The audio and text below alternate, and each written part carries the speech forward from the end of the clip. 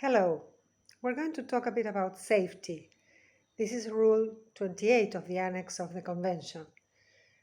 Basically, what this rule says is that we have to ensure the safety and the good health of the people in the team and associated to any project.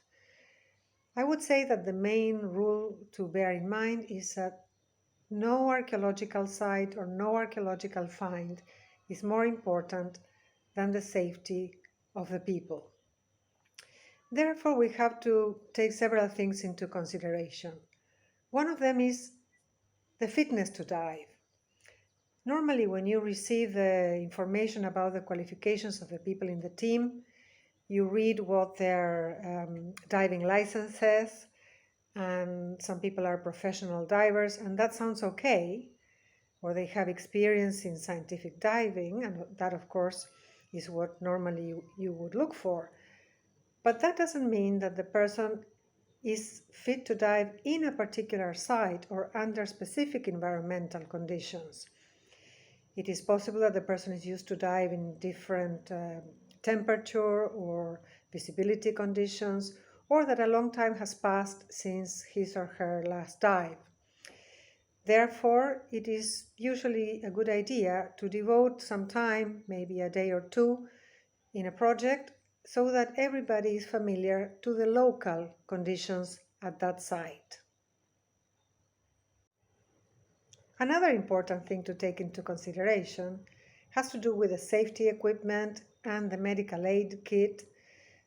For example, where is it on the boat or on the working platform? Everybody should know that. Who is in charge? Which is the chain of, let's say, command if something is needed related to health?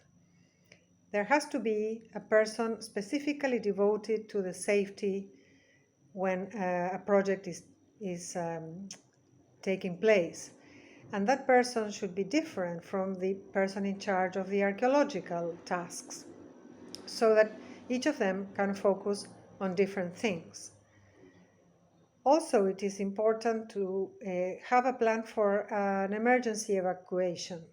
One, of course, would hope that is never needed, but it may happen.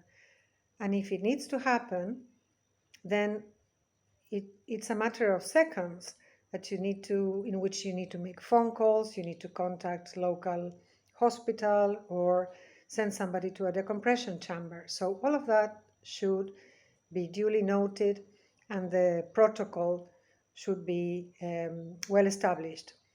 And regarding protocol, communications play a role as well.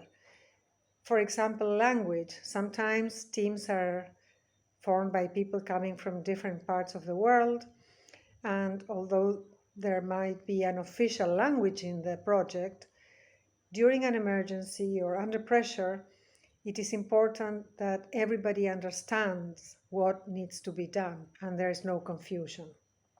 So that is an important component of the safety in a project. And last but not least, of course, all the safety procedures will have to comply with the local regulations wherever the project is taking place. In this way, if safety components of a project are well taken care of, are well planned, and protocols are well established, surely the archaeology will go much smoother and everything will be a success.